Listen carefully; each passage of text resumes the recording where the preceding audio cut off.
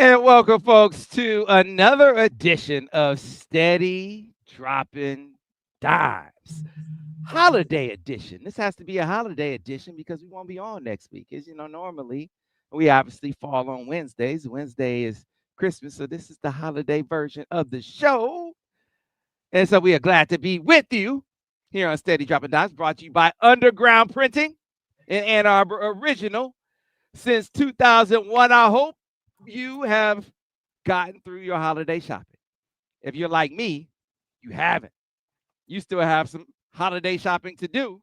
You still withholding some holiday gifts for other people, but go ahead. No, because you're not withholding if the person that thinks you're withholding from them already has those items. So Daniel don't. That means those items are therefore now yours, right? That's how that works, right? No, I'm supposed to have double, but go ahead. Do your thing. That's how that works. I'm going to let you cook. Go ahead. I'm just saying. Now, Daniel is receiving a package in the mail. Have you received it, Daniel? I said, not yet. Not yet. In the future, it's coming. My wife, my lovely wife, she said, I'm on the way to UPS, and I'm actually going to take care of it because she's going to put a whole bunch of packages. Because you can't be trusted. That's why. Come on, man. He's the real MVP. She always been. To be honest, he gets all his material from her to begin with. That's not true. He don't have one original thought. That's not true. But Sam, say this. I'm here for the people. I'm here for you guys and girls, you men and women who have not completed your holiday shopping. Our friends at Underground Printing are here for you. 20% off. 20% off online and in store at Underground Printing when you use the code SAMWEB20. Just go on in, drop that code, and you want to get any of your amazing blue attire. That Michigan fan in your life can be taken care of. That shirt, that limited edition shirt. They need to learn to lose, which we hope they do when they face off with Tennessee in that playoff matchup. You can get that shirt. Code SAMWEB20. Can I see the code on the screen, Benjamin? Producer Ben, throw that code. That's the online or in the store. 3 locations in Ann Arbor, downtown, Southview, South Main, or online at undergroundshirts.com. Now, this code only works on the in-store or the not the original. I'm only on the items that are like, not the custom items. So you can get like the Michigan apparel, not the custom item. You can't go say, hey, go make me some Droppin Dimes items. Can't do that. Or some in due time, it's just gonna be a part of the store. So maybe you will be able to, but not now. Now you can use it. You can use it on the they need to learn to lose shirt. Now I found out you can't use it on the MGO blog Victor's book. You can't use it on the book. Somebody went and tried to use it on the book, said can't use it on the book. So full disclosure, some fans, they went and tried to do that. Let me save you the trouble. Can't use it on the book. It's a great book. Great holiday gift. Want to throw that out there. Guys in MGO blog, Brian and Seth and the fellas, they did a great job commemorating the championship season. So shout out to them. Can't use it on that. But everything else that's Michigan in the store, all those items, you can use that code SAMWEB20. So take advantage while you can. All right? We'll tell you more about that, show you some of the items a little bit later on in the show. People are asking real quick for some updates on Damon Payne, the young man out of Belleville transferring from Alabama. Listen, relax. Let it play out. There are some various reports. You saw some premature. I'll just say you saw some premature reporting. Just let it play out. Nah, Sam. Nah, Sam. I'm sick of it. I'm sick of you being nice. Tell it like it is right now. The people want to know. Let them know so they know where they need to not stop going. Let them know. Hey, I already told him this. Just hang with us and you'll be all right.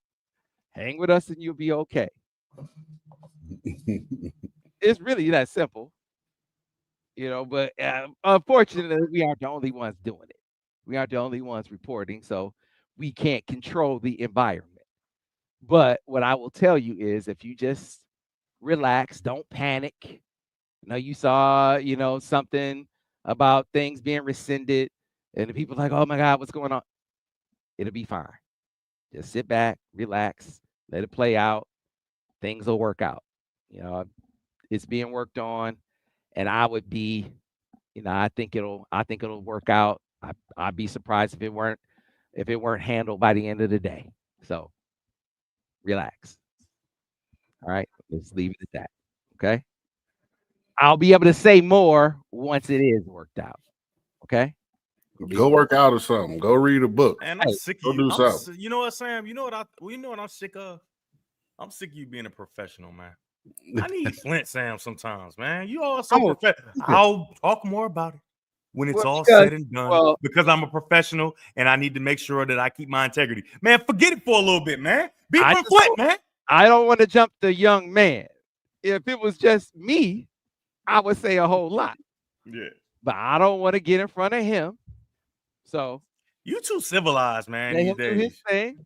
Sam, I know was wild. He didn't really go at them dudes like he should have a couple weeks ago either. He did. I was letting them off easy. He be letting them off easy. I was expecting the Sam that after the Ohio State game when he's sweating and he all in the camera. I'm expecting that Sam. That's the Sam I was waiting for. Like I told you, Sam get over here want to. I was waiting for him to pull a little bit out. Yeah, I saw it, Sam. I saw that too. I saw that was pretty good. I was waiting for you to just blow a full gasket. That's what I don't know how I feel about civilized straps. Vance Bedford. Hey, no, it's gonna be my point to the people because they get on Twitter. Hey, Vance, he embarrassing us, Vance, man. People can't handle a little adversity. It's gonna be okay. You let these people on Twitter get you all riled up. It's gonna be fine. It's gonna be okay. Damon Payne is that whole recruitment is gonna be okay. Michigan is on the job. Hey, you remember? You put it like this. You remember when old boy, I shouldn't say old boy. Good grief. This is one of Vance's favorite. You remember when Dax, he was committed to Michigan, and then he decommitted and went to Bama. And then it was all everybody panicked. And then Sharon was like, it's cool. It's all right. And then Dax, before the end of the day, y'all didn't know, but Dax was back in the fold before the end of the day. Y'all didn't even know it, did y'all? Y'all was busy panicking. Sharon was chilling because Dax was already in the fold, already recommitted, and y'all didn't even know it.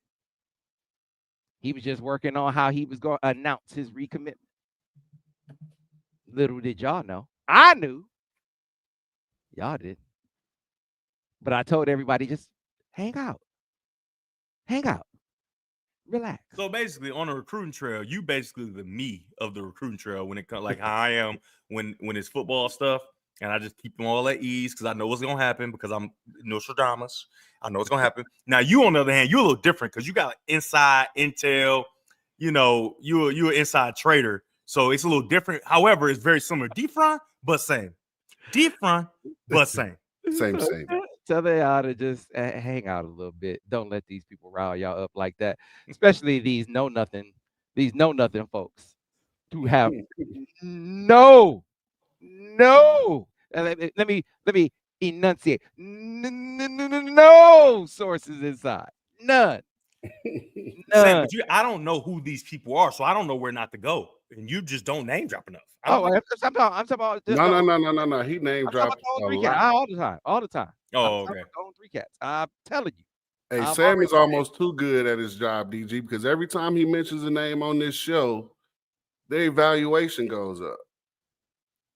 True. I'm trying to figure out what's so we gonna have to start. We gonna have to dial it back a little bit. Can you start mentioning me so my evaluation can go up? I'm telling you. I want some free money. Hey, you mentioned Miller Moss. All of a sudden, everybody Miller Moss is a hot Oh commodity. man, hey, listen, we talked about Miller Moss months ago, and this is a great segue. We talked about Miller Moss on Droppin Dimes being a potential while he was still playing. While he was still playing, right? Yep. Still starting. Yeah. Being a potential portal target for Michigan. And all of a sudden it popped up as like, hey, Michigan, he could be a transfer target for Michigan. He could be looking to transfer. All of a sudden it was this thing on social media. Like, where did that come from? Like full real like layouts. I'm like, wait, we just said that. Yeah. I don't know, Sam. Maybe you had wow. Trader again. Like, come on, man. No, somebody was watching Droppin Dimes. Yep. Looked at, made it into some content. Like, oh man, wow. Yep. Right. This is crazy. And so fast forward, he gets benched, but then he hits the portal. He actually is in the mix. He actually does look at Michigan. Him, Billy Edwards is another one that we mentioned. He jumps in and instantly becomes a target. He actually, some other places actually start predicting him to go to Michigan, but there was a reason to have pause. It was looking good for Michigan. He actually texted me that he was going to visit Michigan, but he was on a visit to Wisconsin at the time. Now, here's the thing, DG, and we're going to talk about another quarterback that we were talking about months ago that is in the mix now. But you said something a while ago that I want to revisit. You said, Sam, that sounds good, bro. That sounds real good. I ain't buying it. I ain't buying it at all. These dudes ain't coming to play with him. They not coming to play with that guy. Not in their last year. They think they want to go be a pro? No, they're not doing that. They're not doing that. And so you got to understand what the rumblings were. So rewind the tape. When we brought up Miller Moss, so we can kind of revisit. When we brought up Miller Moss on Droppin Dimes, the reason why was we were getting some feedback from our sources on the ground out west was that, hey, he's going to be looking to get out of here or get out of LA, get out of USC after the season. And that, Michigan is one of the schools that he's going to look at. This is what we were hearing from people out there, right? It's like, oh, cool. Okay. So we're talking about it. That's the genesis of the conversation, right? And it doesn't matter. And so once we are shooting back, hey, they're looking good because we knew, y'all didn't, but I'm throwing out some hints. We knew that Michigan was in with Bryce and then good with Bryce. Like, hey, what if they get Bryce? Oh, wow, he's good with that. He could come in with Bryce. Like, okay. DG was like, nah, sounds good, Sam. Nah. Same thing with Billy Edwards. So we're getting rumblings with Billy Edwards because you got to understand the dynamics there. Real good with Gaddis, but you had a situation there where Mike Locksley is, doing the Mike Locksley thing. Hey, it's his show. He running the offense, and obviously Gaddis got moved out of there. Billy Edwards, he's ready to either you gonna make him the guy, pay him some bread, or he's gonna bounce. Well, obviously he bounced and he's good with coming in with Bryce. But once he hits the portal, DG, and I can show you the text here on the phone where he says, hey, Sam, I'll be there on Monday. And this is like that Friday before the visit, DG. By Saturday, the visit is, wait, when was the Wisconsin? He's like halfway through the Wisconsin visit. And the Michigan visit is off, DG. So, hey, man, that Bryce sort of factor is real because money, and the money is there. Like Michigan was, the collective is laying it down money-wise for these dudes. but the Bryce factor is real for these guys, which makes your point. So I will say DG, which you say I don't give you credit. I do, DG. I never said it. You were right, sir. You were I do be right a lot. I mean, there's nothing to say here. There's nothing to see here. It's just a normal thing. It's been going on for the last 4 years running. It's all good. I ain't tripping. Like when we was texting about you, like, oh yeah, you nailed it. Wait, are we surprised? I'm confused. Like, this is not news. This is just listen and you'll know. I mean, it is what it is. It's what it is. And look, and I don't. And this is without inside trader information, by the way. Yeah, and I don't dispute Wisconsin. I wouldn't dispute Wisconsin maybe came up with more money. Maybe. But it should be clear that Michigan was putting up some bread. Or the collective anyway, was putting up some bread for Billy Edwards. Because when I talked to DG said, what? He was like, what?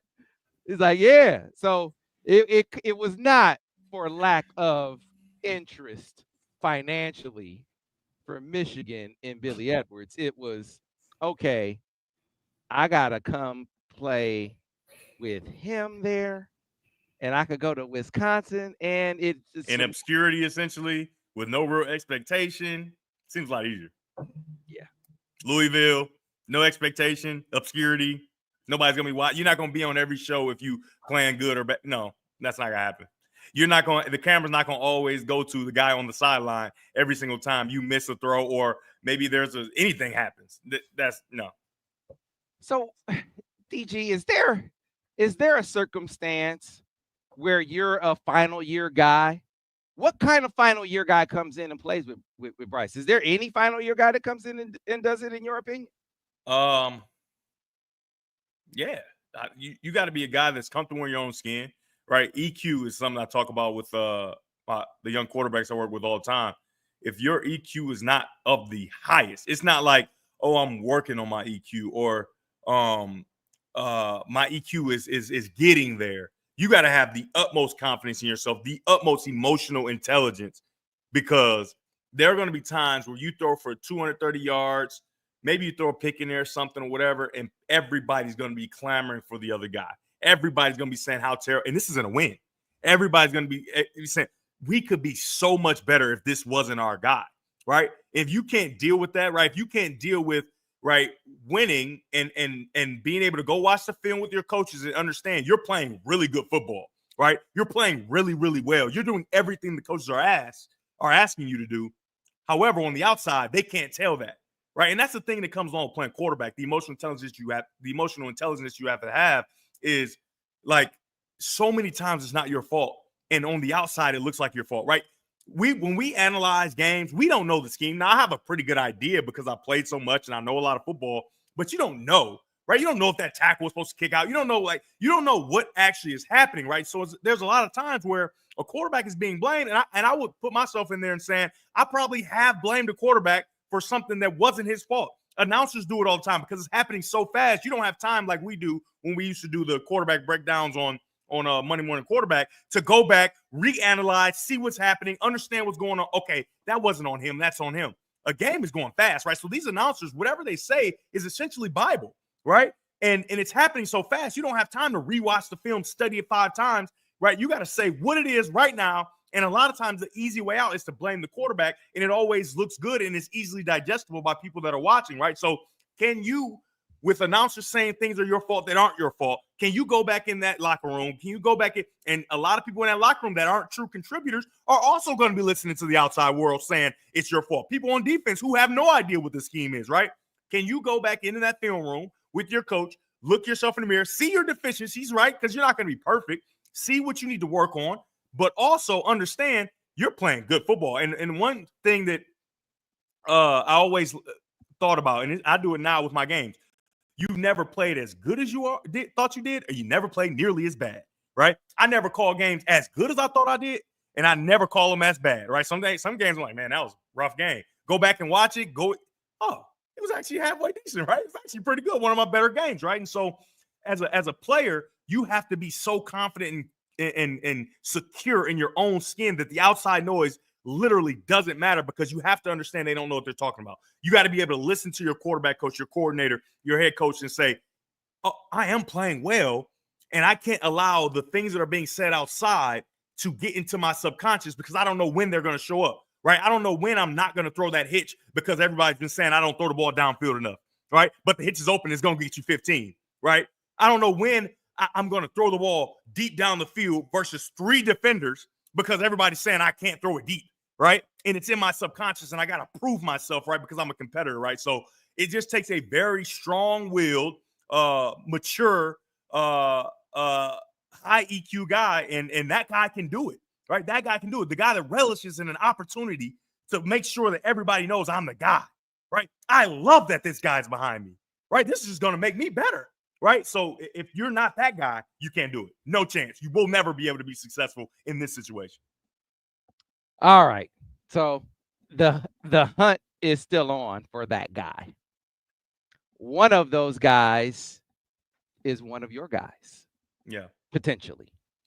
And so let's get a scouting report because we haven't talked about Dequan Finn on Dropping Dimes before to get a scouting report. It's so funny. I saw stuff on the internet. They said, yeah, we've been talking about Dequan Finn on Dropping Dimes every week. I'm like, we ain't talked about Dequan Finn one time. People just be making stuff up. I'm talking people are at me saying that we didn't talk about him the last 4 or 5 weeks. Yeah, after this game, we was talking about him. I said, no, we didn't. Just making up stuff. Crazy. Right. No, we didn't. Not Those one are time, guys 0 that time. drive up his Literally, drive you up can his go back and look at every evaluation. episode. We've never even mentioned the name, I don't think. No, we didn't. Even just casual conversation. I don't think we mentioned it off there. No, we didn't. We didn't talk about DQ. They're trying to drive up their price with Dimes footage. I'm telling you. Yeah, now we talked. We have now. Dimes is responsible for a few guys. One guy on the list for sure. Dimes is absolutely responsible. 100%. There's no question about it. There's no question. Not a single person in the country even thought of this guy. Let's be clear. Let's make it what it is now, Sam. You know, we got to put that out there. We got to put that out there because when it happened and he plays well, whatever, I just need everybody to be clear on where they heard it first. And this ain't no inside trade information. This is just eyeball test. That guy can ball in a game he lost where his team. If this dude come to Michigan, we ain't never gonna hear the end of it. Oh, you will. Oh no. Oh no. Oh no. Well, let's continue. Let's go. Continue. Hey, all right. So first, let's talk about DQ though, man. Yeah. All right.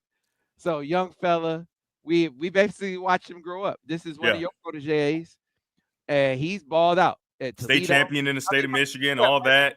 King all the way to Toledo and Baylor. But talk about your work with him, his growth as a quarterback, his game. Just break him all the way down. Yeah, so he's a guy that is that runner thrower, the guy that you want in today's football that can be a 70-yard touchdown as a thrower, but also a 70-yard touchdown as a runner.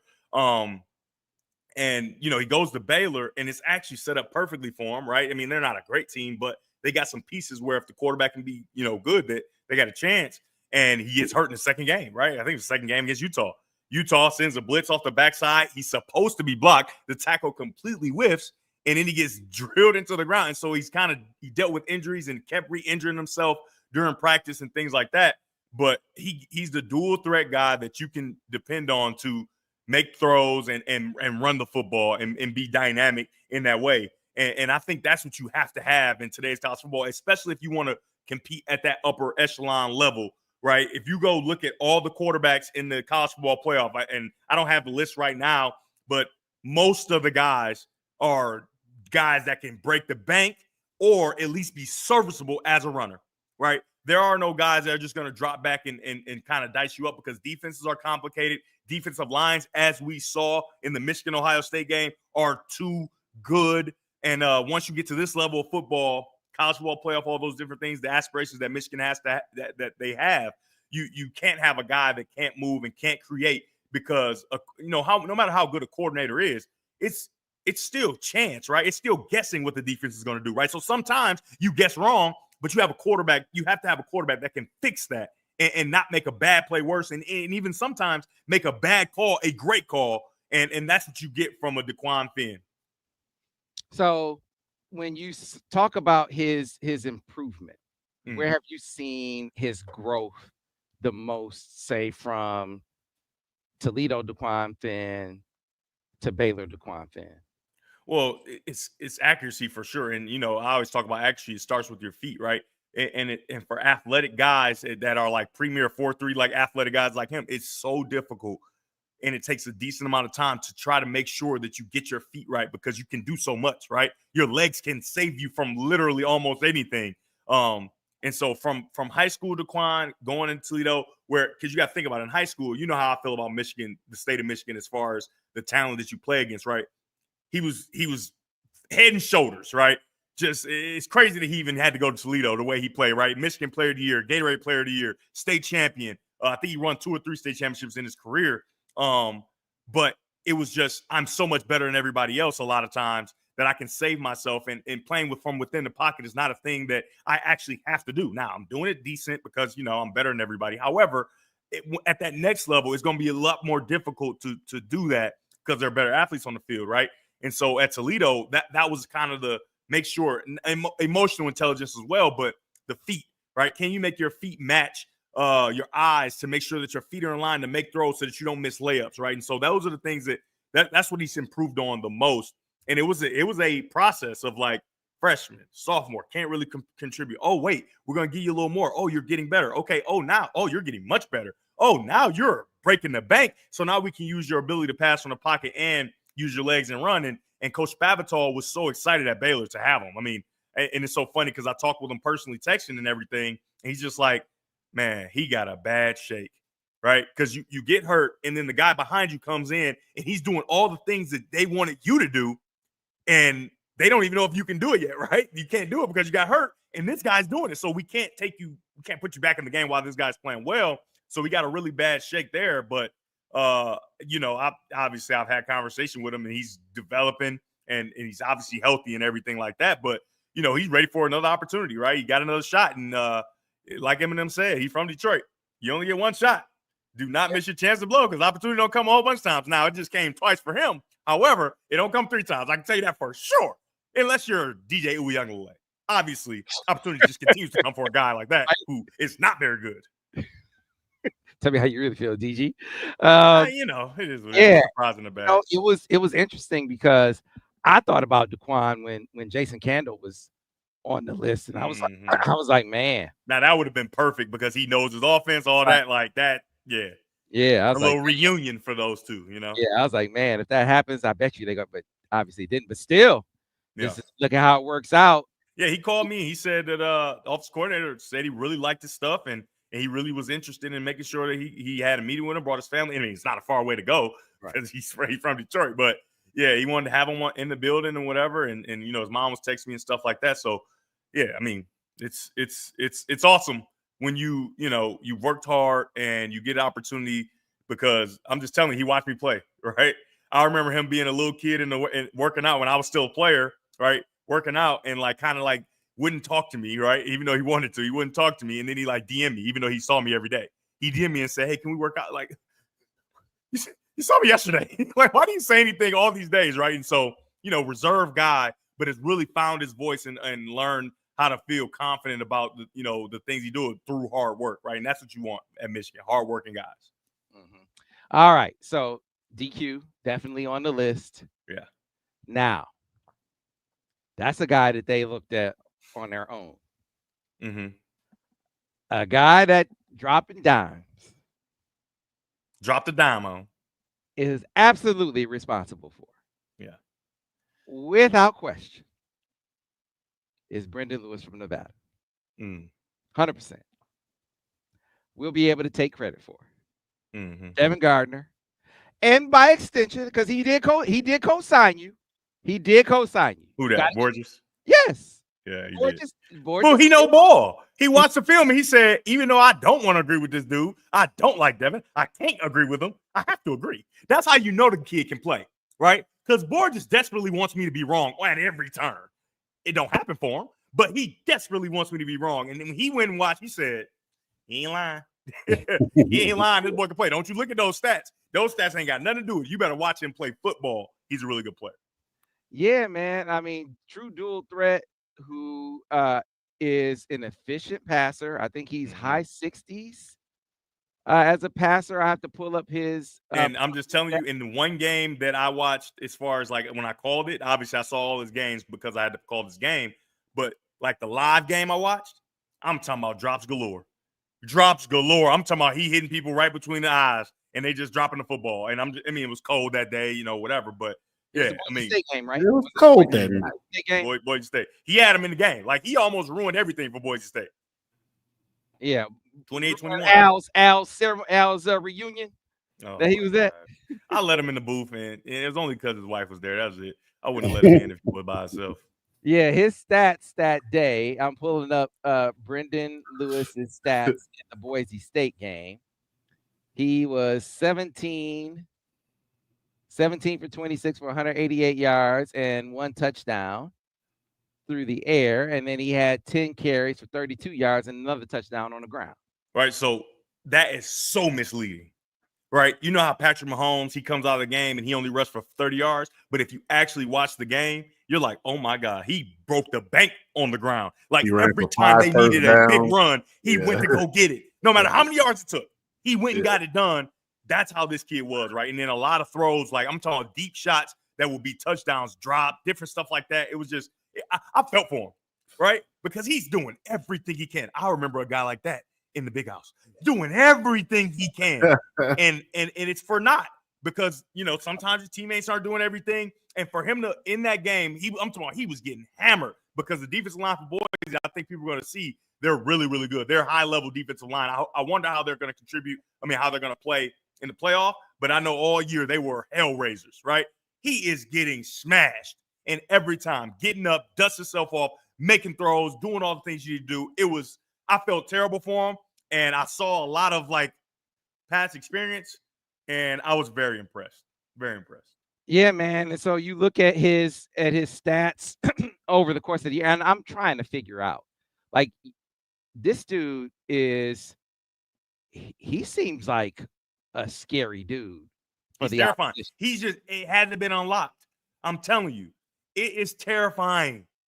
I'm talking for opposing team, whoever gets this kid, especially if you got good players around him, it's going to be terrifying, man. I'm just telling you, it's going to be terrifying. You know where he's from, huh, DG? I do not. All right. You from Dallas? Oh, well, see, there you go. I didn't know that either. Didn't know he was from Dallas, but he's from DFW, I should say. Like I said, high 60s passer is 67.6% completion percentage. Almost 2,300 yards passing, 16 touchdowns and 7 interceptions. But man, he rushed for 775 yards on the season. Mm. 8 and this is not a run first guy. This is secondary as a runner. Like, he's running second, and he ran for that many. That's crazy. Yeah. 775 yards rushing, 8 touchdowns along at 67 yards. Like, he's putting up, he's a true dual threat guy. Mm-hmm. I'm like, man, why isn't this dude super hot? And I told you, nobody watches Nevada play football, period. They had a bad season, and nobody has watched. And I'm be honest, only reason I watched is because I saw how well he had performed throughout this year without them winning games, obviously. I saw how well he was performing watching the film, and I said, okay, I got to go watch and see what he used to be, right? Because he's so good. What was he last year? And his improvement was super impressive. Yeah. But it's just like they had bad special teams blunders that made them lose games. They had just a microcosm of just stupid, goofy stuff that kept making them lose games and putting them in positions to not win. In the Boise game alone, guy fumbles at the goal line. He has nothing to do with that. He gets them all the way down to the 2, and the guy fumbles. He has nothing to do with it. They're going to win that game, right? They're going to beat Boise State, and everybody's going to be looking like, dang, Oregon barely beat them. This is a kind of a more convincing win, right? By more points. And, just goofy games. And you know how I feel about goofy games. You play goofy games, you win goofy prizes. Guys just fumbling the ball, kind of crazy stuff.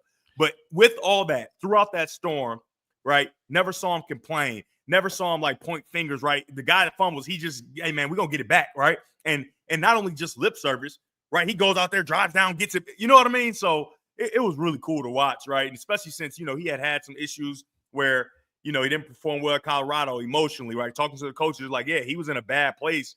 And then he just changed it all around. And that's what you want to see, especially when you give guys these extra years. You want to see guys use them, right? Do it right? Fix the things that needed to be fixed and go be the player that you were capable of being once you matured. And so really impressed with him. Yeah, he didn't just improve, like it was market improvement. Like Yeah. he went from being a 55% passer to almost a 68% passer, DG.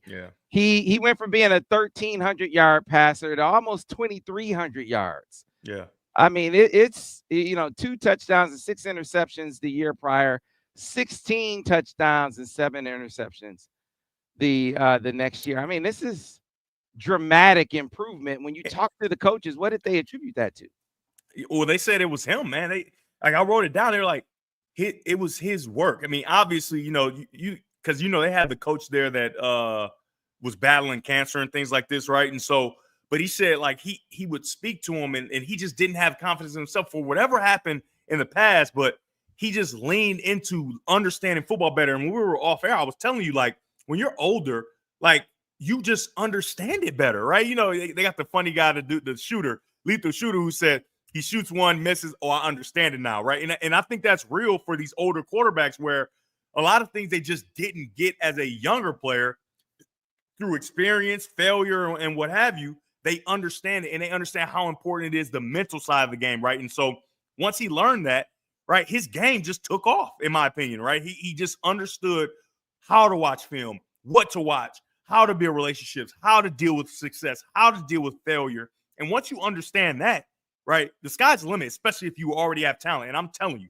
I've watched him on a number of occasions consistently from the left hash throw comebacks on time with little to no effort on the opposite side of the field, right? Left, and everybody knows NFL hashes are much closer, so both throws are the same, but those college hashes are so wide. When you throw from the left hash all the way to the right sideline, that is a huge throw, especially on time, not like a go ball. I'm talking about a laser. And one time, and I had to talk to the coach about this. This is the last thing I'll say on it.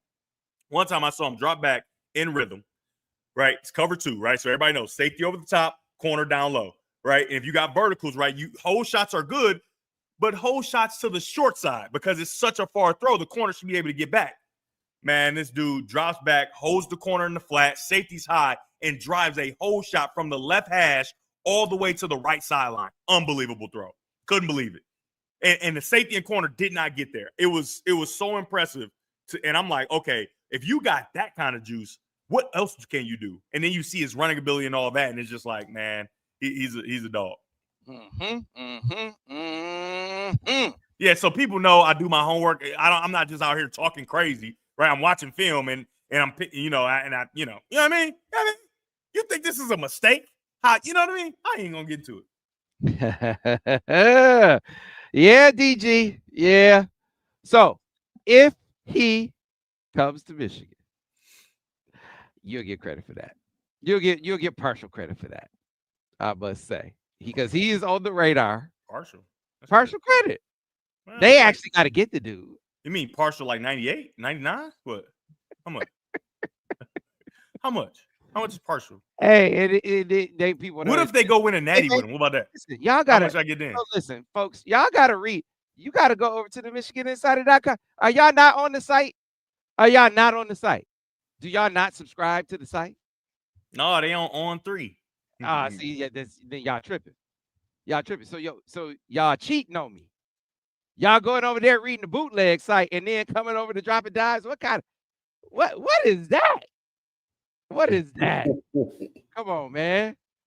How y'all gonna treat me like that? How you gonna do me like that? DJP, you are on 3 member. Hey, look this dude Lawrence with a U says Lewis is greater than Finn only because I went to Cass Tech. Oh man, that hate grows deep. You don't care what they play like. He went to King. I think the other dude's better. Yeah, man. So no, that is a guy that they have connected with now. I will give you that. And we'll see how rapidly things progress. Progress. But initial returns. See, John M understands it, and he knows 7 is my number. That's why he put 777. He's a true loyal guy right here. And the waves is tight. See, this kind of people I like. These are true fans right here, Sam. John M. I don't know the full name. John M. That's who know he there. Man, He hell understands it. You understand? Did he say tight and supple? Oh no, this right here. Trevor White. It's the supple part. See? I don't know if I love Trevor White on the site. Trevor White is on the site. There you go.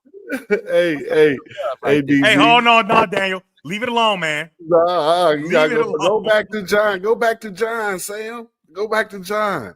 All Hey, right. John, what you want, man? But Daniel, have you seen my waves? They do be No. Tight and supple. As a fellow waiver, I salute you, right? But John, It's a tight and supple. tight and supple is completely inappropriate, my man. That's all. DG supple. Come on, man. Get off the screen. Hey, John, man, I'm good with you, John. We good. You understand it. 7-7. Hey, that's like when He described what's my man name? Supple. I ain't gonna lie, John M. 777 would have been real nice. 777. Hey, DG. That's like Desmond with the that's not Devin Desmond on there, but that's like Desmond with the No, big, that wasn't no. Those are the same cat. I can't get with you, Daniel, on that one. Put them in a bottle. I ain't We go John M. I ain't gonna let him do you like that. You ain't out here singing about Penixes. You ain't out here with Penixes. We gonna throw that in the ocean. And we go. Only way you could get to it is if you Jacques Cousteau. Hey, you know the word supple. I know this is off topic, and I know, but this is why the people come. You know, this is how my brain works. Supple is one of those words. It's interesting. It's kind of like the word bosom. I love the word bosom, and it's such a weird word. Supple is in that category with supple and bosom. Could you say a supple bosom? Hey, never two words that should never be used with a gladiator such as yourself. Supple and bosom. Yeah, I don't know how supple could ever come. Sam, stay out of it. To describe. Sam, stay out of it. He misspoke. Just relax. He misspoke. Relax. Leave the man alone. No. I think we're gonna have to forever figure out a way to attach supple to DG from this point on. No. Hey, underground printing. Put that on the t-shirt. What's the definition of supple actually? Let's see. DG is a supple man. We're gonna figure out a way. Ooh, Soft and supple. Soft and supple. No, supple. The definition here says bending and moving easily and gracefully, flexible. Her supple fingers. So your waves look bouncy. You know what I mean? They form, they free form, right? They fluid. That's what it is. My waves is fluid. They supple. So y'all get y'all minds right, because supple ain't as bad as we thought, as far as the real definition. They look bouncy. I ain't never heard nobody. They bending and they're graceful, easily bendable, flexible even, gracefully. Now, I'm not a supple man, is what I'm saying. I'm not a supple man. Hey, John, you good, man? I'm just messing with you, brother. Yeah, I heard you, John. I love you. It's just the first one of my boys. Hey, John, I ain't gonna let them do you like that. That's why I went and got the real definition. And I agree. My waves are very flexible and very graceful, and they bend. Okay, so and it looks like the ocean is moving. Underground printing, a custom shirt. Put that on. We're gonna have a custom shirt made for DG. What? That says I am a supple man. That's underground printing. Let's bring up the underground printing right now. Underground printing. No. Ryan and Rishi, are you watching? Now you can't use Sam Webb 20 on this, but can you make DG a shirt that says I am a supple man? Hey, John say I didn't know what the word to use in place of moist or shiny. He was trying to say they were moist and shiny, supple. That's what he's trying to say. John, but supple, it's a misconstrued. Everybody don't know what it means. You know, it's a lot. It's everywhere. You know what I mean? DZ, so I appreciate John using supple instead of moist. You made the right choice. We can't do moist. It look wet, but it's dry though. Yeah, it look wet, but it's dry though. The waves be dry. I'm telling you, they look wet, but they dry though. Like a 1980s Jerry curl. They well said the UGP Underground will definitely make that shirt. Make him a shirt that says I am a supple man. Make DG that. No. I am a supple man. One more time, DG. Come on. What it look like? Says bending and moving easily and gracefully. First of No, all, no, fuck no, back no. her right now. I can't move and bend gracefully. Hey, the people want to see it. The people want to see it. DG is a supple man. He's No, first of all, we can't do supple man shirt until we do 2 straps. DG is confident in his suppleness. And I need that's irresponsible he on the is t-shirt too. confident. Come on now. And move Come on. on. What's the Let's next make it topic, man? What's the next topic? Nah, I'm good with you, brother. I know what you're saying. Hey, I need to hear. I need you to hear this. Don't nobody say it like you said, DG. What they look like? They what? But they what? What? You said that. You said they dry. But they look wet, but they dry though. They look wet, but they dry though. I'm trying to tell you, like they look wet, but they dry. It's crazy. It's crazy. Like It's almost like a magician. Jerry curl. That boy Look said. wet, but it's dry though. All right, folks. So listen, before we move on to the next topic, I want to encourage you to take advantage of the great selection at Underground Printing. The great selection at undergroundshirts.com. That's the online location for Underground Printing. All right. Now, they have locations in Ann Arbor, downtown, Southview, South Main. Can you put them up on the screen and show people some of the offerings, Producer Ben? Sam. At Underground Printing. Yes, sir. Ejectocito said, are there any supple wide receivers targets in the portal? Oh, we're getting there. We're getting But you definitely want a supple wide receiver. You want him to be flexible, graceful. Hey, you want him supple. And smash don't go together. That's what you were saying, DG. You're saying I need a supple. I need me a supple wide receiver out there. I need him flexible. I need him easily bendable, graceful. I mean, not stiff or hard, easily manipulated. Now, easily manipulated. I want to hold off on that one. I'm out of here. DG. That's the definition. I'm looking at it right here. No, bro. No, you can't be. As a verb, it means make more flexible. A quarterback can't be. You cannot be given definitions of something as a quarterback. You can't be doing that, DG. Hey, look, listen to the sentence, Sam. Listen to it. This body oil leaves your skin feeling deliciously supple. Hey, this is taking a major turn. Oh man, BG. This is the definition right here. I just got it right here. This is what I'm saying. It's right here. That ain't my words. That's definition. I wish we could have this shirt up on the screen right now. DG shirt, a special edition. But Underground Printing, I want to see this for the next episode. I am a supple man. Why? Devin Gardner. I never said I was a supple man. Devin Gardner's name on it. I am a supple man. I never said I was a supple man. That's a confident. Now that's irresponsible. That's a good shirt. Confident man.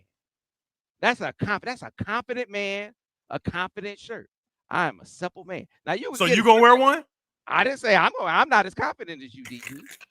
I'm not as confident. Hey, Underground Printing. I'll be there Saturday or Sunday to get that shirt right there in person. I need that, folks. Underground Printing, though, will have a great gift for the Michigan fan in your life. I promise you. If you go to Underground Printing and use the code SAMWEB20, you can get 20% off that gift. Now, if you want to shop for yourself, because who doesn't shop for everyone else? Get all of the people in there, on their list, shop for, and then say, okay, I got to get something for myself, right? You get that done. You get 20% off. You see that thing? Okay, I took care of everyone, and I said, okay, I see that thing. I see this great item I want to get. 20% off using that code SAMWEB20 at Underground Printing. All right, and that's good in store or online. Available at undergroundshirts.com or any of their in-store locations. Of course, the ones in Ann Arbor, South Main, Southview, and downtown. Take advantage while you can. That offer is good through New Year's Eve, good through December 31st. So take advantage while you can, folks. Don't miss out. Hey, it's over. It is over. Kevin Station, OSU is supple. There you go. Now that's a shirt. So is that how Soft you? and That's how you were recruiting DG. You said I need some supple recruits. Man, I just learned the definition of supple. Come on, man. I just That was learned it with you. When I found out, you found out the definition, man. You're recruiting players. You said I need supple recruits to join me in the Michigan uniform. Is that what you said? Who Man, did shut you your recruit? supple butt up. I'm wondering who were your top recruits in Ann Arbor? Who did you grab? Man, shut up. I don't know what you talk about. First of all, I ain't gonna lie to you. I was a terrible recruiter. Oh, you Because were? I was the only person I truly recruited was Sammy Watkins, and we didn't get him because of whatever Actually, you reason. did. Actually, you did. I He did get him? Yeah, he committed, and then he decommitted, of course, for obvious reasons. Fired the coach. Yeah. Oh yeah. I forgot about that. So I did my part. After that, I stopped doing it because I didn't feel good about like kissing somebody's butt who I don't even know who really gonna be good. I didn't like that. I could not be a coach doing the recruiting thing. I just wanted the host money. I'm gonna drop y'all off with the young dudes. I need that host bread. Anyway. I want that host money. I used to drop my recruit off and take the host money. Wait. See, producer Ben is on his job, and you over here talking about how supple you are, DG. Let me talk about this shirt right here. We get your supple shirt made in a minute. This shirt is on sale right now. They got to learn to lose. That shirt is available right now. See, Old State needs this shirt in their rotation. See, it's not there. I'm hoping Tim Banks, make this shirt relevant. Make this shirt relevant. Come on, Tim. Y'all know who Tim Banks is. DC Tim Banks, Tennessee. defensive coordinator at Tennessee. Mm-hmm. See, I'm hoping Tim can take that. They can get it in different colors. Yeah, they sure can. Hey, listen. You know what? We throw some bleach on it, throw it in the white. Come on, man. We make it happen. So we can make it orange for you. Right, make it orange for you, Tim, and make it work for you for this game. Just take that game plan. Too high, light box. Quarter half. Hey, it looked light, but it's heavy though. But it's heavy. It probably can't work for them like it worked for Michigan. But you can sneak guys in there quickly now. Come on, man. Come on. Start off in too high, make it look light, but it's heavy though. Yeah, Tennessee's D line is really good too. So they go. Come on, just sprinkle it out. Just try to use some of it. Just make them play your game. Just get them to the fourth quarter. Remember what I said about how they pucker, about how Ryan Day puckered. It's still puckered over there. Trust me. And they got to learn how to lose. They still haven't learned. And Michigan fans, this is the shirt for the ages. See, they're over there talking about how they got to de-emphasize the rivalry. It's not that it's not that important. It's not you made too much of it. See, they're already trying to rationalize losing. I guess, come on, man. They got to learn. I think I remember hearing some similar stuff from Michigan when we went on our losing streak against them. You cannot de-emphasize this rivalry. Like it's so crazy they trying to do that, man. I'm just like, what is going on? Guys, just before the season, you said how important it is. And now you're saying it's not that important. We focus on the playoffs. Come on, man. They bipolar over there too. What happens when you get your ass beat so often? That's the shirt that I want. Oh man. You got to learn to take an ass whooping. That's the shirt I want. DG wants. No, he doesn't. No, he does not. He wants. I am a supple man. I want. You got to learn to take ass whooping. In the meantime, this is the shirt they have. They got to learn to lose. Available at Underground Printing. You can get 20% off this shirt as well using the code SAMWEB20. Go get it right now at undergroundshirts.com. Available in store as well, downtown, Southview, South Main. Get it while you can. All right. Let's talk about that supple receiver that DG wants. Look at him. Who made the shirt? Who made the shirt? That must be Ben over there going off. Hey, Ben, I'm just going to let you know right now. I just want to be clear that before we came on, I said Ben need to be in the 4 box because that's my dog. We're done. We're done, Ben. We're done. We are done. Don't send me no more links. I'm not getting on this StreamYard no more. Me and Ben are finished. Sam, if you don't send me the StreamYard, I ain't getting on. I'm done with Ben. That's a shirt. You got to make it. Hey, underground pretty. You got to make this shirt. You got to make this shirt. No, you Supple, don't. supple, not moist. This is the DG original right here. Come on, fans. Can we at least put the In definition the on it? chat. In the Can we at least chat. put the definition on the shirt so we In know the that chat. supple is not that bad of a thing? If you would buy this shirt, put in the chat, I would buy this shirt. I would buy this DG original, confident yet supple. Let me see. Why are you saying Let it's a me get a GG witness. original? That's not true. Let me I've get a never witness. said that. Let me get a witness, please. Let me see you. Michael Dunn, up, people. shut up. Don't nobody care if it go on my hat or not. Be quiet. And Ben did that on purpose. He see I got black on, black and white, and you know my favorite color black, and so he gonna put it on there on the black and white shirt so you can say that. Do not feed into this. The chat. We are family. We are family. Don't feed into this garbage. Hey, them super chats can influence the show. Y'all see what John M did. He's supple G. Oh man, they giving you a nickname now. John M, I'm still not mad at you, John M. You understand it. I'm still not mad at you, John M. I ain't gonna let them do it to you like no. Man, D supple G. Oh, that's Name crazy. right there. Man, what's the next topic? We are wasting time. I have stuff to do. Everybody said they would buy the shirt. Everybody said they would buy the shirt. Oh my God, they want it. They want the shirt. Get 'em. This is crazy. You know, this is real crazy because I thought we were family. I thought we were family. I thought we already outlined some, things, and everybody just y'all forgot about the family. Y'all forgot about for the last 4 years how I've been giving y'all these free nuggets, right? How I gave you, you know what I mean? I ain't gonna say nothing. I'm done. Oh, from Alaska. From Alaska. Come on, man. D supple. D supple G. D supple G. Come on, man. Oh my God, that's a great one. Hey, next time I get an inkling of a player and all that, I'm keeping it to myself. I'm telling none of you. All right, let's get back on track. I love you, man. Y'all food for the soul. Y'all don't know how fried I've been. I've been so tired. I've been dragging. I've been like, I got to figure out time. How I'm going to spend time with my boys. I'm struggling with my mom. There's so much going on. Y'all food for the soul. Y'all, it's so much food for the soul. Oh, my God. Anyway, I digress. Supple wide receivers. Zechariah Branch. Is he supple, DG? Oh, he's so supple. Pause. He's so supple. Pause. He's so supple. Hold on. Let me read it because people might just be joining in late. Let me read the definition of supple. It's not what you think.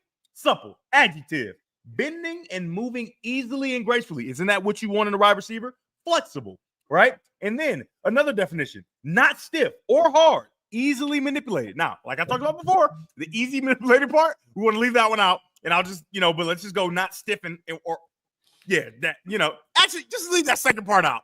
Let's just go with the first definition of bending and moving easily and gracefully, very flexible.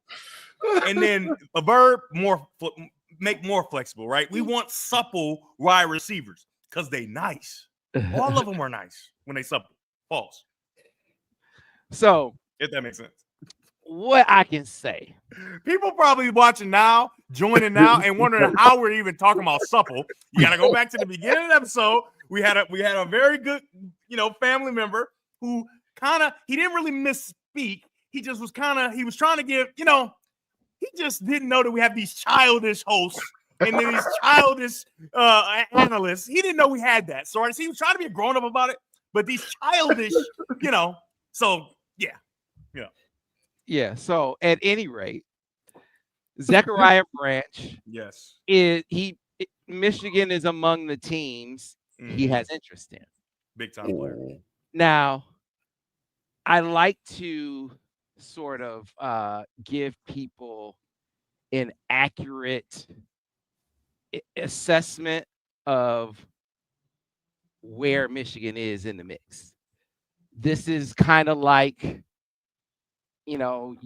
they're in there, but it's puncher's chance. That's how I would put it. Puncher's chance. There's not been a conversation with the head coach yet. So it hasn't been like they're in there. It's like, there's interest, and we'll see if something happens, right? You got to see what the number is. So DG, how much would you pay? Would you $2 million? $3 million? I mean, it ain't my money, so I can give as much as I want. But for a player like that, because you got to think about his value, right? What is his value? This is how they do it in the NFL. What's his value, right? And see, Sam's supple. That's why his camera went off. Why my camera go off? Yeah, because you supple. That's why. But you got to think he's going to be a big time contributor on special teams, right? He's going to have 3 or 4 plays a year that he could possibly change the game on special teams as a returner, right? In the punt game and in the kick return game. Not to mention, right, all the gadget plays that Michigan is known to do, reverses, right? He can, reverse pass, jet sweeps, those quick bubble screens, right? They have these completion percentages for quarterbacks way up, right? Throwing it out there and let him just get busy on one-on-one coverage. Those opportunities will be there. So you got to think about that, right? He's going to be much less of just like a simple wide receiver, but more of a playmaker, right? An offensive weapon as far as on offense, and then especially he's going to contribute a lot. So I think that garners a lot of money. The way guys are getting paid, I would say 1.7, and I would go as far as 2, right? Just to, get a guy like that in the fold, right, in the slot. He is dangerous. He can be really dangerous and change your offense entirely, even when he doesn't touch the ball, right? Because you don't want to leave him one-on-one with people, right? You don't want to leave him one-on-one with a bubble screen with only one guy to beat, because that's going to be a house call possibly, right? And so I think that he changes the way they play defense, and I think he'll be a really, really good asset for Michigan or any team, honestly. But I think I would, I'd start at 1.5, 1.7, but I would go to $2 million just to see if you can get him. I don't know how much further I'll go after that, because he is a small player, right? You don't always want to invest in small players. And that's usually at the next level, at the NFL level. But even in college, big boy football, Big Ten, you don't want to invest everything, right, and go too far with a small player. However, right, I think $2 million is a number based off of what other people are getting that he could garner. And I think he'll be a big, big difference for Michigan. I'm telling you, receivers who, are, small catch, but after the catch. Because you want to get a confidence builder, allow your quarterback to throw a bubble and then watch him go take it 18, right? Or take it 20 or take it 25 or maybe take it to the house, right? Yep. It makes quarterbacking so much easier when you can throw the guys that have that kind of ability to make guys miss and be dynamic with the ball in their hands. So that would be my assessment of it. And so, Daniel, what would that be as far as like a basketball player, right? A guy that like is that a combo guard, right? Is that a guy that can shoot it, can really pass? He can play either position, really, right? He can defend some, like a Kyrie Irving type guy. You know what I mean? Like a guy that can come in and play either position, is explosive. You know what I mean? Can score in bunches, can take over stretches of a game where you need 6 to 8 points to, get you going or get you back in the game. Or he's that kind of guy, right? And that's anywhere on the floor. Yes, can play anywhere. He's not a guy that if you take him off the ball, he's not effective. Or if you put him on the ball, he's a guy he can, like you said, can change your offense, right? And it's one of those things where in the portal, like you were talking about, how much money would you spend? You're either paying for guys who produced already, or you're paying for guys who have potential or elite athletic traits, right? And he has both. And he's been semi-productive at USC, and he's an explosive athlete. That's a game thing. Ralph Wolf, that's really good. And I think in my opinion, a better version. He's not the size quite not there, but I think that he's like a polished version of Steve Breaston. I think that he can have that same kind of impact, right? And when we think about Steve Breaston, nobody thinks about him as the best receiver in the history of Michigan football. However, his effectiveness as a returner and also as a receiver and gadgets and different things like that was, if the jet sweep was a big thing back then, nah, I'm not letting you back. I'm about to cut you off again. But the jet sweep was huge when Steve Breaston was playing. He could have been even more effective, right? Those little push passes, different things like that. And I just think Zechariah Branch could be a more explosive version of what Steve Breaston was. That's a really good. Who was that again that said that? That was really, really good. Yeah, he's got another gear, right? Right. He's got a gear that love Steve. Most humans don't have. Most humans don't have it. Yeah, now, it ain't nothing against Steve Breaston. We know he was a great player. Yeah, but the gear that this kid can hit when he got the ball, and then that start, right? It's next level, and there's not a lot of humans on the planet that can do it, and that's why you go. I would go, like I said, all the way up to 2 million, but past that, it's tough for me. You have to do some negotiating because I just don't want to pay a small player because this is the Big Ten. He is going to be hit, even though a lot of guys not going to get their hands on him. But it's just still the smaller player is always kind of risky. Yeah, I guess put him in that more Percy Harvin type role. That's a great comparison. He Percy Harvin. I don't know how much you would hand into him in the backfield. Yeah, or maybe step Tavon Austin too. He got some of that. Xavier Worthy. I think he can play outside sometimes. You know what I mean? So yeah, you figure out a way to get.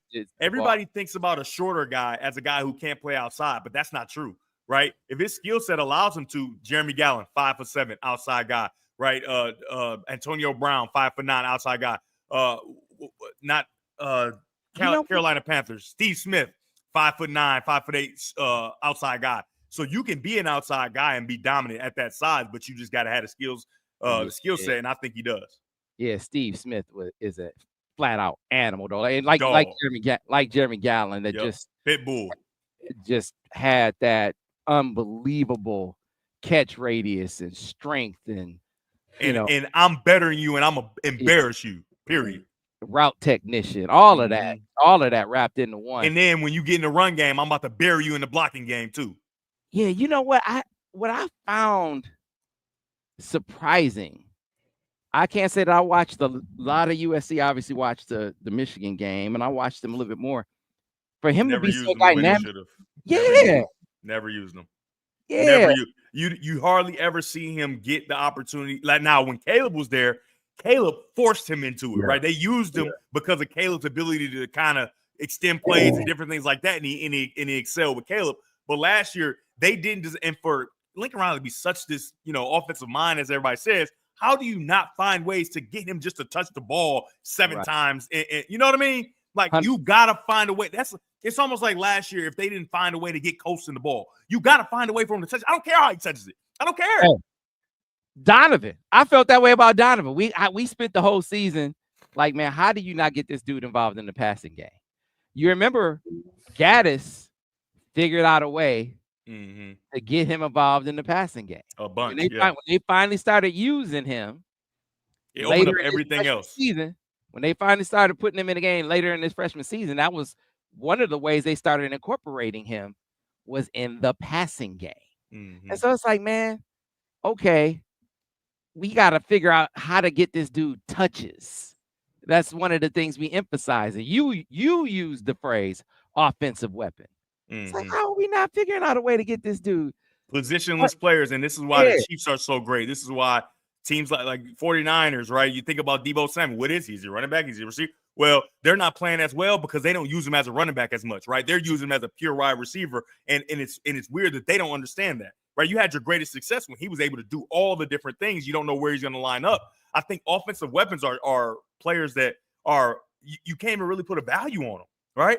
Because they create so much for other players. Not only do they have success themselves, but they create so much disarray on the defensive side of the ball to allow others to get off, including the quarterback. So offensive weapon, I'm looking for a great offensive weapon when I'm a coordinator. As if that would ever happen. I'm not trying to do that. Hey, don't get in the chat saying I'm trying to. No. I was just hypothetically, which is when I say hypothetically, I mean never. Yeah. We hear you. And Trevor White wants you know that's a supple comment that you made. He don't even know what I got a question for you. You don't even know what comment he's talking about. And he's talking about something you said. Anything that's supple is something to do with you. Sam, you missed half the show because your raggedy connection. So you need to just mind your business. Supple. Hey, so let me ask you a question. You might have answered this on one of your morning shows, right? Does the program have a certain dollar amount that they're for like earmarked for each position? So like we're talking about wide receivers right now, right? Because there have been some good wide receivers go other places, right? And you hear about the money they're getting or the stuff that they're asking for. You know what I mean? I don't know if the stuff about Hudson was true. I can't tell you. I don't know the numbers. But yes, the answer to your question is yes. We talked to Sean McGee about this, and his comment on signing day. It was a long discussion, so I shouldn't say it's one. I won't limit to the one comment. It was a discussion where his NFL experience. He was in the Bears front office, and he said, the front office experience and applying that experience to this NIL landscape is going to put Michigan in the forefront of this, of this age of player acquisition. How you got to be like, okay, this is what I'm gonna assign as far as roster value. This is what I'm gonna assign to receivers. This is what I'm gonna assign to offensive line. This is what I'm gonna assign to quarterback. And you gotta tell the other positions, like, I'm not gonna pay running backs like I pay quarterbacks. Right. Y'all got all right. And this is where the kids got to grow up. Like I pay quarterbacks. This is where the kids got to grow up, because in college is different than the NFL. Yeah. The value of a quarterback is not nearly as high, right? You can go win a lot of games without a great quarterback, right? So kids got to grow up and say, okay, I know and this is where the quarterbacks got to be really grown up and really good with relationships with players, because they can't be flaunting that money in people's face. They can't, because everybody's going to be knowing you're getting all this money. And if you aren't the best player on the team, it's going to be disarray. I'm telling you that you can't, you know what I mean? Everybody got to grow up in this situation. Disarray is happening. And this is where Jim Harbaugh was right. Okay. So Jim's concept of, I'm not paying recruits. I'm not paying these freshmen coming in the door because it disrupts your locker room. And he was right.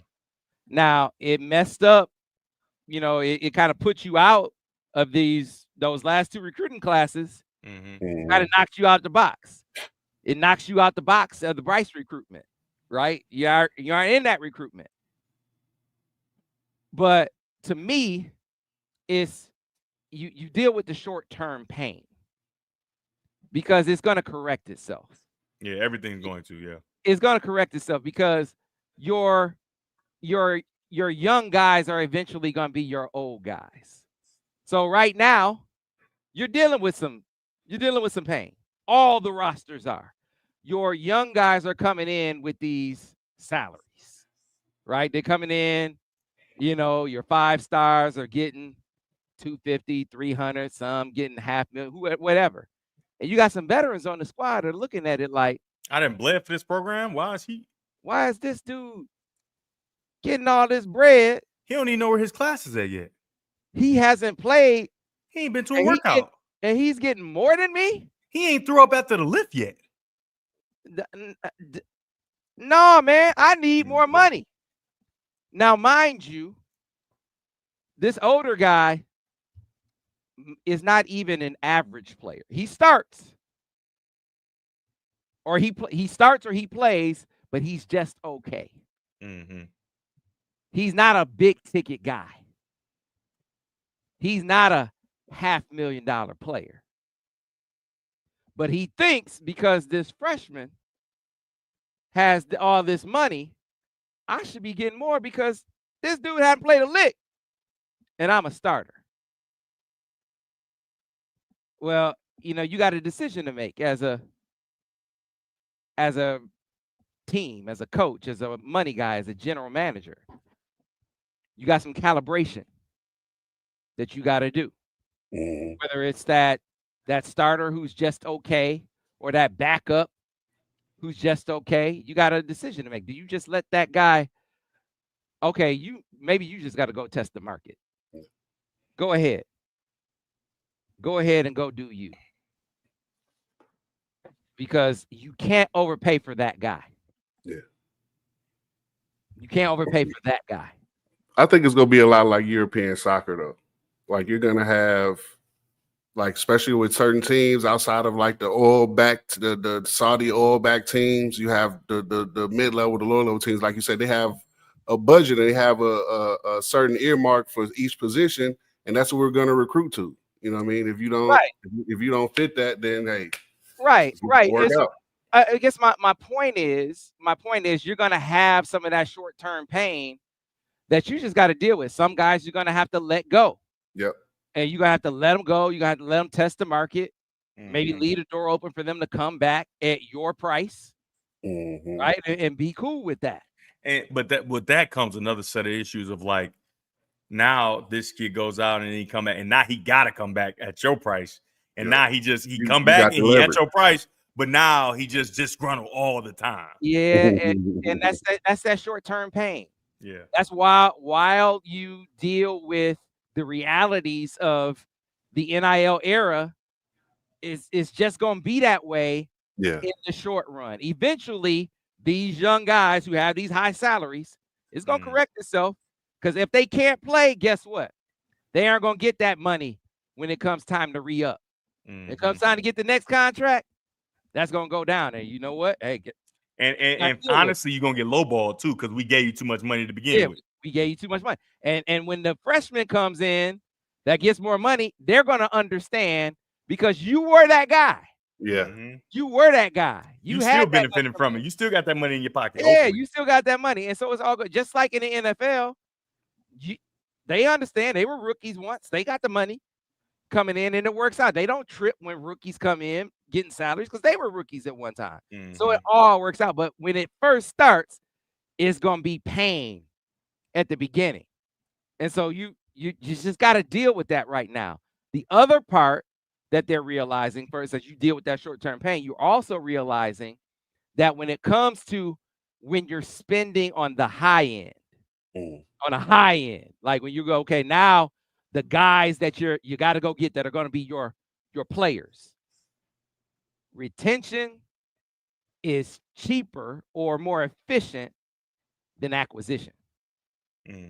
So think about it. So if you're going to overpay, and you're talking about guys who you got to project what they're going to be. So you're talking about you had a certain level of production, and it's not high, and you got to say, okay, I'm expecting more. So let's use this one for example. Jaishawn Barham. They're saying, and I already talked about this. Jaishawn Barham, they expect back next year, but they're going to move him to edge. I like it. Remember, I talked about him as a rusher. I like that. Right. He doesn't have edge stats, but you're gonna pay him like you're gonna pay him like he will have edge stats. Right. You're gonna pay him like he's a dude at edge, right? Yeah. You're projecting that he's gonna be a big time edge. I feel like I talked about that. Okay, DG. I feel like, hold on, we can't just skirt by that. Hold up, wait a minute. I gotta put some DG in it. I know we ain't about to just skate by. When I made it very clear, I said, man, I don't understand why they're not using him as that edge rusher. He's a monster. I remember watching him at Maryland. He was one of their best pass rushers, and now he moving the edge. You know what I see? I see the dude at Penn State. The dude they moved from middle linebacker to edge. Michael Parsons. Man, no, not Parsons. I mean, maybe, but I'm talking about the young guy that they now. The one he All-American this year. He wear 11 too. Abdul Carter. I see that. I'm telling you right now. Yeah. Man, I know ball, man. I'm just trying to tell you. Ain't nobody saying you ain't no ball, man. Oh, but listen, it's still surprising to me sometimes. You know what I mean? Yeah. So just listen to me earlier. But you're looking at that now. Compare that to what you're going to go get in the portal. Anybody you get in the portal that you pay, there's nothing out there that has big stats. Anybody you get out there, it's a projection. Like you're getting somebody that you're projecting is going to have a major impact. So would you rather pay them, or would you rather pay Jaishawn Barham? You're going to project it. I'd rather pay him. Yeah. I'd rather pay him. I'd rather give him a bump than go grab somebody from the portal. The guy that beat Ohio State, right? Right. The guy that's been, you know what I mean? Been in that fire. So what the realization is better to bump your guys who you project to have an uptick in performance than it is to go and grab a guy in the portal who you're projecting to have an uptick in performance. Unless it's Caleb Downs. If you have that guy in your program. If you think you have that guy in your program. Now, if you don't think you got a guy like that, who you project to have a boost up in performance, then it's a moot point. But if you got that guy, bump your guy. The numbers may not say it, statistics, he may not have the stats on the books right now to say, man, this dude doesn't look like he's a $800,000, $900,000, $1 million player. But if you're going to have to pay that anyway to go get the dude out the portal, you might as well pay that to your own guy. Mm-hmm. That's retention versus acquisition. These are lessons that you're learning in the portal, lessons that you're learning in the portal era. And the other piece, like, so, and when you do go spend in the portal, and you're seeing this with, they just went got this FCS guy, man. I'm telling you, when you pay big bucks, I'm paying for like defensive tackles. We saw what a defensive tackle can do. I'm paying for defensive tackles, right? Mm-hmm. If I can, when there are stats out there, if I got to go to a lower level to get stats, I will. If stats are available at a lower level, I'll pay for that, Josiah Stewart. I'll do that.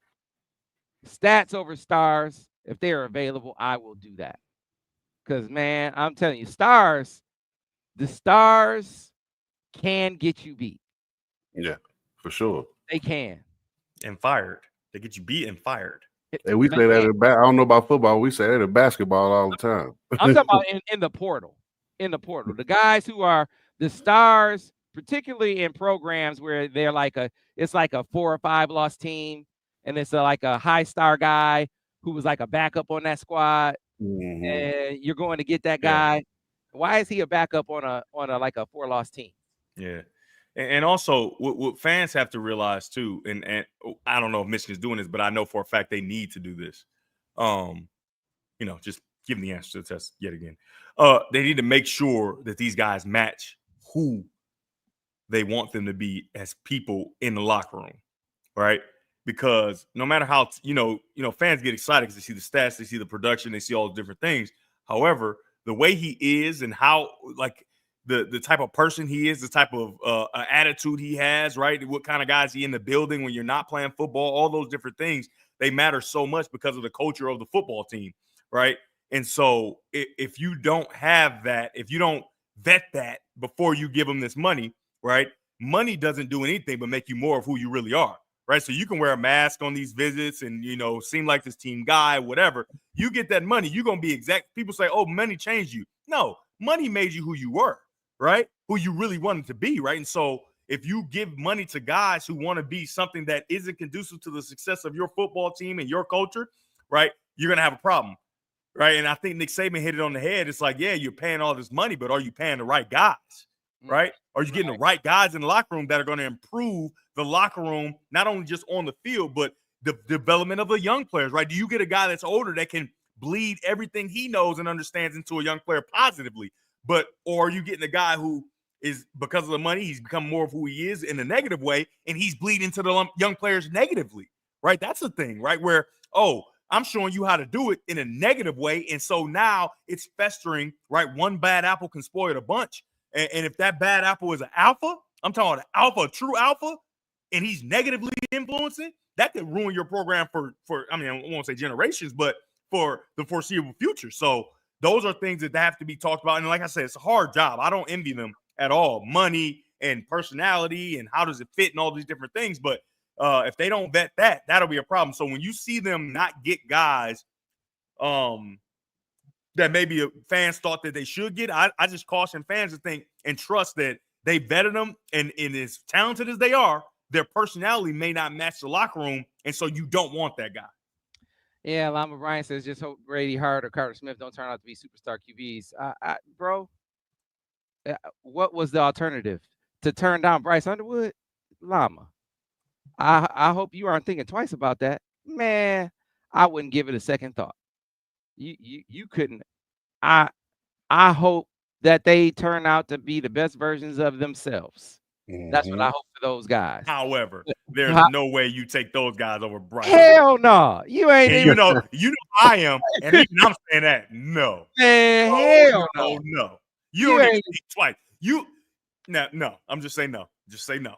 Brady Hart is the only one you even you even have a second, not even a second thought, like a fifth thought about. He's the only one you have a fifth thought about in this equation. Not And really, because he reclassed. and he reclassed. He's not even in Forward? the same class. Yeah, he in the same class as Bryce Yeah, now. yeah, So he- Oh yeah, no thought. Yeah. Yeah, he reclassed forward, and it's like, a young guy, and I think he has a chance to be a really, really good player down the line, but this is not even a thought. Not even a thought. And Carter Smith is a project, man. He's a project. And I hope I hope the project works out. I really do. I really do. I do. But Yeah, this me too. Yeah. he's not close to Bryce Underwood. It's like this is not they're not even in the same stratosphere of Give players. it to you like this, Lama. You're closer to Tom Brady than Carter Smith closer to Bryce Underwood. That's the difference. Nah. Let's be clear. And maybe he'll turn out, he works hard and whatever, but at this very moment, you're closer to Tom Brady than Carter Smith is to Bryce Underwood at this moment. That's funny. Yeah. It's not even. Mm-hmm. We've been on here too long. My light went off. Yeah, Hey, man. Fred, let me ask you a basketball question real quick before we go. Can I ask you one? Well, and we gotta do two things before we go. But go ahead. Well, one thing we gotta do I got is tell backup folks. lights. Hold to- on. Man, he this is a supple moment. He's prepared. Teddy P over there, turn off the light. Yeah, he got a supple I got moment. it. It's real supple in here. I'm just telling you. All right. Listen, folks, if you have ground transportation needs, you need to give our friends at Golden Limo a call, because whether it's executive transport, game day transport, any of your transportation needs can be met by our friends at Golden Limo. So, luxury SUVs, Turn off the light. group transport when it comes to their sprinters, their party buses, they are outstanding. And then, of course, large group transport on their party buses. You heard Zeke talk about that last week. I mean, on their luxury motor coaches. You heard Zeke talking about that last week with their luxury motor coaches. That's how the Michigan football team travels. You see the Golden motor coaches traveling around town. They ride on Golden. And right now, when we talk about ground transportation and the opportunity to support Michigan NIL at the same time, Golden is offering you that option, that opportunity, because they are proud supporters of Michigan NIL. And so when you book your ground transportation through Golden, a portion of your ground transportation fee goes to their support of Michigan NIL when you book through Golden using the Golden ticket. So their brand ambassador this year is Zeke Berry. Last year it was Will Johnson. And so when you book through Golden using the Golden ticket, their brand ambassador, Zeke Berry, benefits, right? When you use the Golden ticket.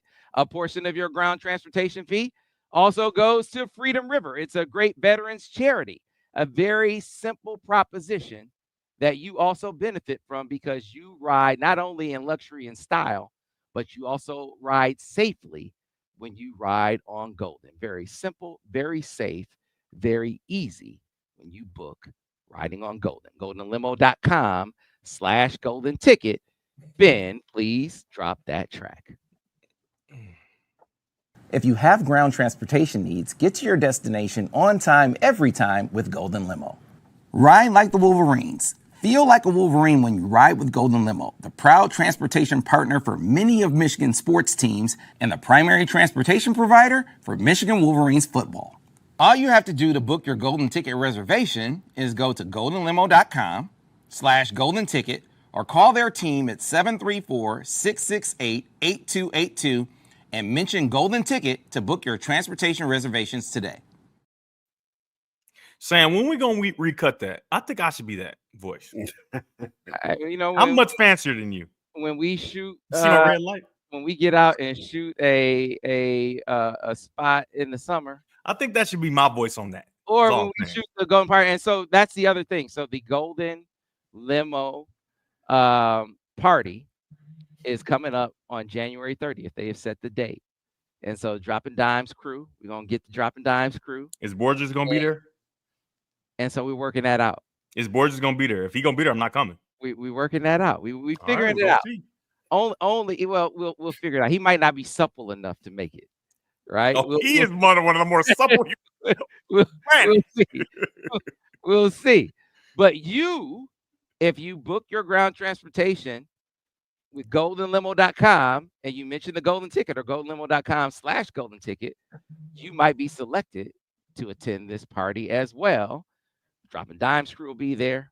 Don't know if Borges. We'll see. We'll do a special presentation. Zeke Berry, Samaj will be there. There might be some other special player guests too.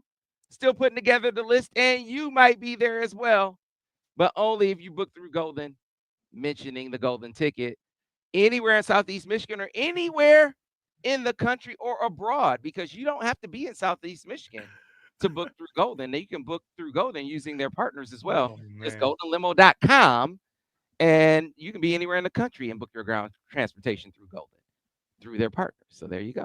All right. Real quick, guys, I wanted to ask you before we get out of here, are the Lions cooked?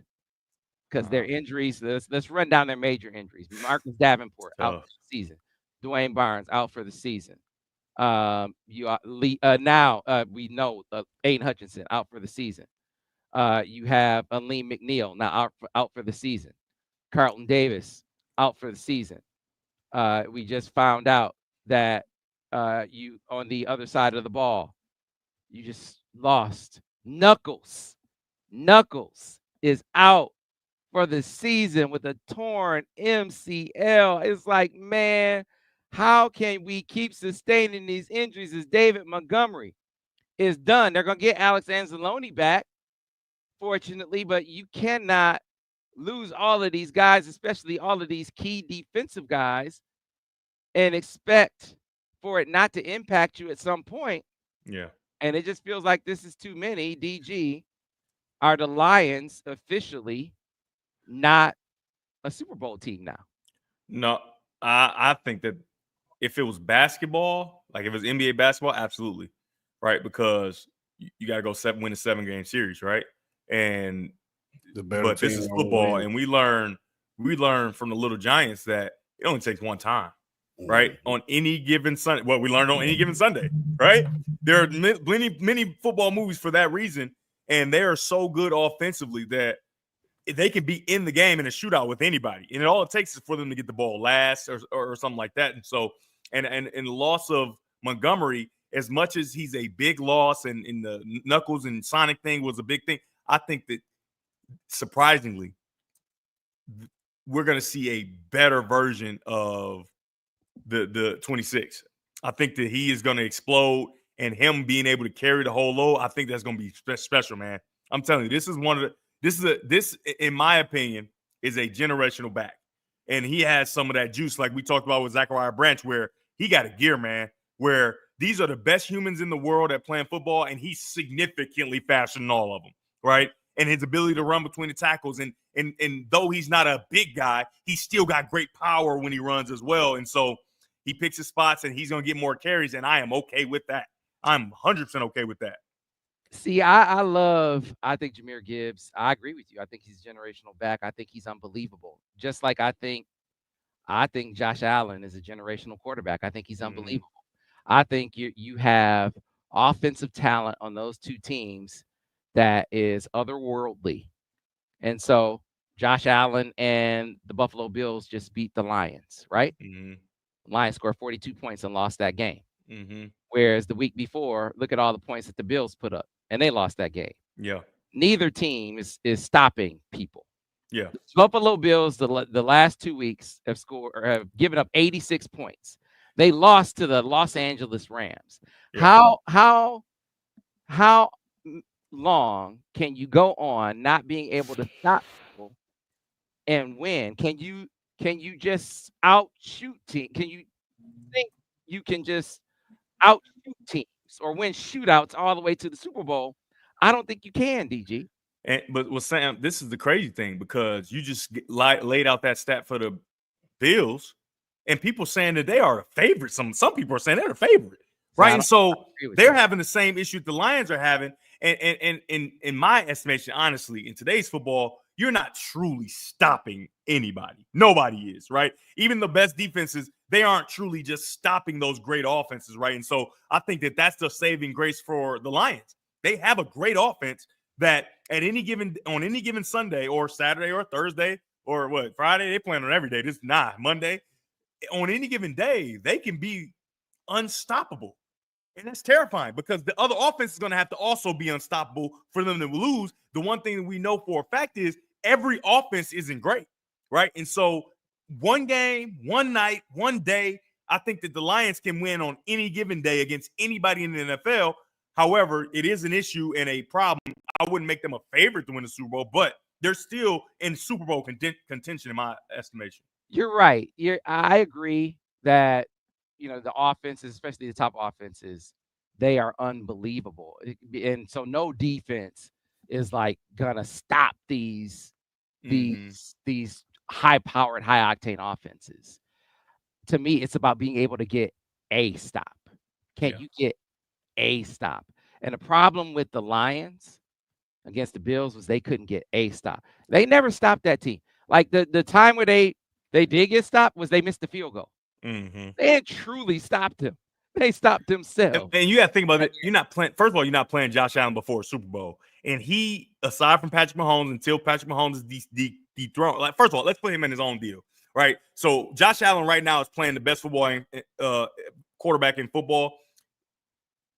Patrick Mahomes is not even in the conversation. He is on an island on his own, sipping his tea, doing whatever he's doing. So if it's him out, he's an unstoppable type of quarterback if he's not turning the ball over, which he hasn't shown that he's doing this year. Now, is it still in him? I think that he hasn't completely removed turning the ball over because he's going to want to put that cape on at some point. But the way he's playing football was unstoppable. He was the true definition of a dual threat guy, running and throwing, and that's hard to stop.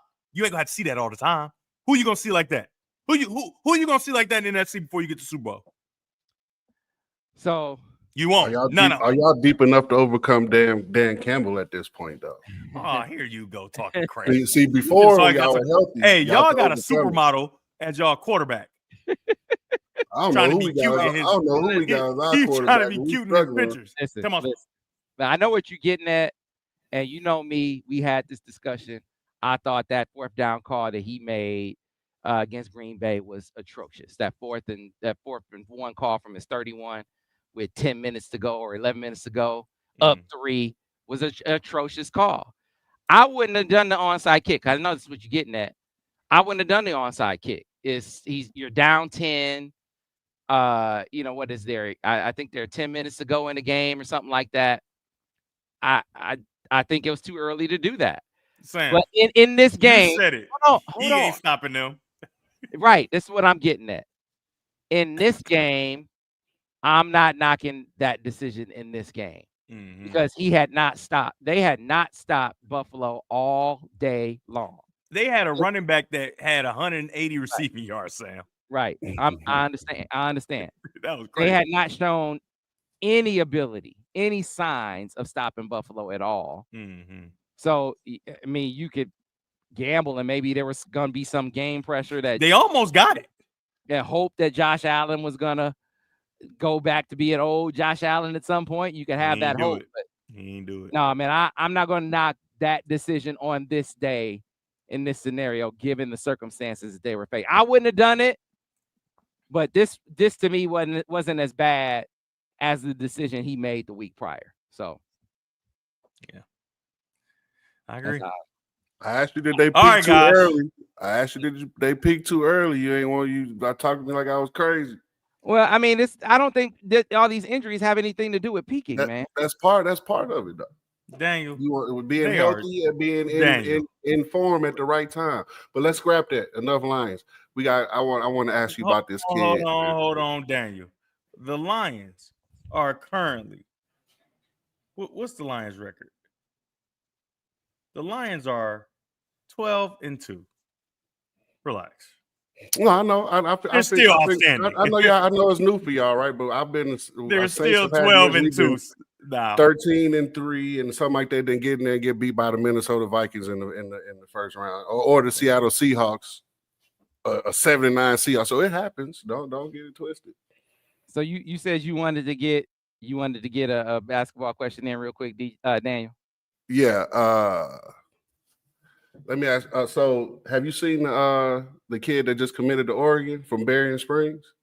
I have not seen that kid. I saw the only the highlights. So when you say have you seen? Yeah, and they had like, have you seen the clip? Him in the game other than the highlights. No, Yeah, I've only seen the highlights where it looked like he playing against YMCA dudes. Nah, for sure. You know, but one thing I will say, just comparing him to the kid that they got from Oregon, it's interesting, right? We got a kid from Oregon. They got a kid from Michigan, right? The kid that we got is highly rated, more recruited. But man, the kid from Berrien Springs, I'm not talking about who he's playing against. I don't think that's the type of athletic ability that you look for. When you want to develop a guy into a basketball player, maybe they want more, a more finished product. But I think the kid that we got is closer to his ceiling than that kid that's going to Oregon. Yeah. So just for reference in our future basketball conversations, I would like to see him shoot. You could develop a guy that can shoot. When you see him doing all the jelly finger rolls and all that's touch, right? Shooting is mostly touch and eye. If he puts in the work, he'll be able to shoot. Yeah, I know, but I know Winters can shoot that thing. Yeah, I know he can shoot that thing. But that's the thing. Those things that shooting, dribbling, passing, you can develop those things, right? Winters doesn't have the athletic ability that this kid has. You can't teach that. I hear you. You can, if you put enough time in the gym, I can teach. I've taken guys as a college coach, and he was a 27% 3-point shooter last year. We put in the work. He came back the next year, shot 43, 44%, multiple guys. So you can develop that. The other stuff you can't teach. Hey, I know before we got Ben had something he wanted to show us before we left. I know he did. No, I don't like it. I don't like it. Whatever it is, I don't like it. Because I don't know what Ben on right now. I don't know what he on right now. Ben been on me. He been against me today. Ben had something he wanted to show us before we got out. And the way you said it so serious, I know you ain't on it. What are you talking about? There we go. I knew it. You've been texting. You've been telling him to make stuff. I knew it. All right, I didn't tell him to make nothing. All right, y'all in the show, man, because I'm about to hang up. I didn't tell him to make that. In the show, man. Tell him to make that, but I think that's another. In the show. The Supple G. Another underground printing original. We got to get that made. It's a terrible shirt. Supple G. That's a terrible shirt. That shirt, underground printing. Come on That's now. That's a terrible shirt. That's a great shirt. It's a terrible shirt. That's a great shirt. My youth basketball team coming to Grand Rapids in April. We could get I think we could get Gold Limo to drive us around, huh? Oh, we need that. D Supple G. The people love it. The people want that shirt. I don't see one person saying they love it. I just see you antagonizing me for no reason, as if I am not the person that always got Sam back. This is crazy. I can't. Hey, Golden Limo, man, get at me. We coming to Michigan in April. We need transportation. Get at me, Golden Limo. And turnover buffs. I can't believe it. Whose side is everybody on? Wow. I don't think I knew y'all. I don't know y'all like I thought I knew y'all. You know that's a great shirt. I don't know you. You know that's a great shirt. That's why. Come on, man. Hey, promo code Durag Devin. I do be having that durag on. I be having my durag on in meetings and everything. Them waves got to be supple. Promo they code dry. Durag Devin. They look wet though. That's the next t-shirt. I'm telling you they dry, but they look wet. See, you get a vote of confidence. See, I told you the people want the shirt. Sam, you not about to hype me up to wear a shirt that says D Supple G. Who do you think you talking to? Man, in this show, man, we've been on here for an hour 40 minutes. We gave the people everything they can't handle. Get this show off. Turn us off. Hey, how you end it?